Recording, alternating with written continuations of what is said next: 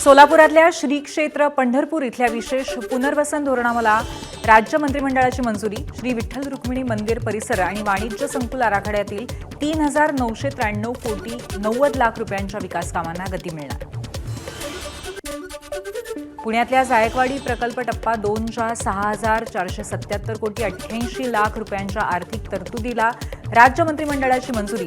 टप्पा 2 मुळे गोदावरी खोऱ्यातील सिंदफणा नदीवरील माजलगाव धरणाच्या कामाला गती मिळेल.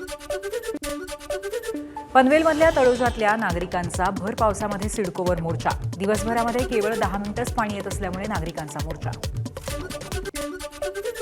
बीडच्या माजलगावमध्ये शेतकऱ्यांना पीक विमा रकमेसाठी पंढरपूर खामगाव महामार्गावरती रास्ता रोको. पोलिसांच्या आश्वासनानंतर आंदोलन मागे. 2025-26 खरीप हंगामातील हेक्टरी 17,500 रुपये पीक विमा रक्कम तातडीने शेतकऱ्यांच्या खात्यात जमा करण्याची मागणी.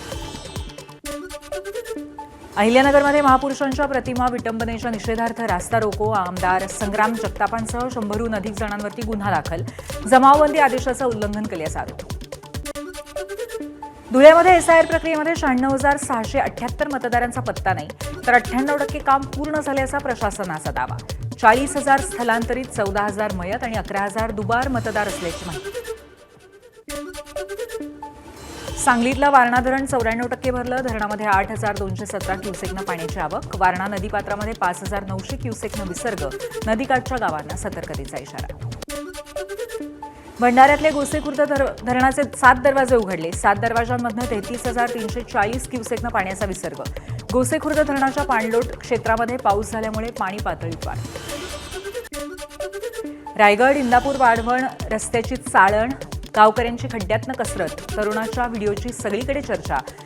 विद्यार्थ्यांनी देखील रिपोर्टिंग करत दाखवली रस्त्याची परिस्थिती.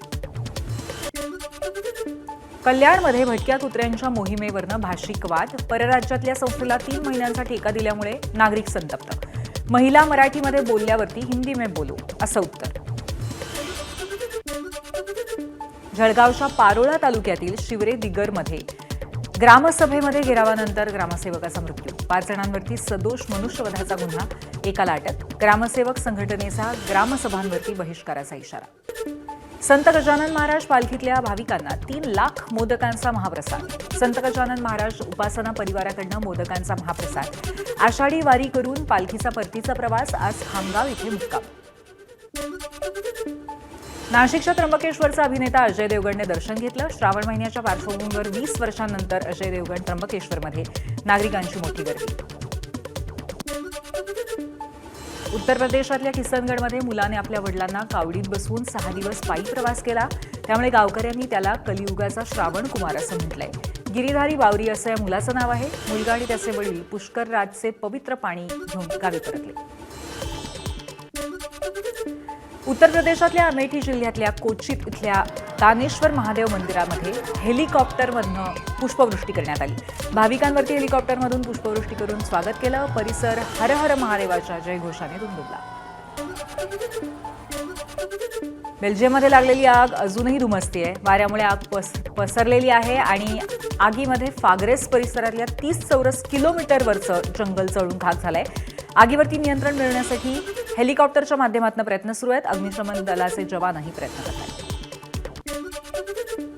कसोटी क्रिकेटमध्ये 100 षटकार मारण्याचा पराक्रम ऋषभ पंतच्या नावावरती. जागतिक पटलावरती बनला 3ऱ्या क्रमांकावरचा फलंदाज. पहिल्या क्रमांकावरती स्टोक्स आणि 2ऱ्या क्रमांकावरती मॅक्युलम.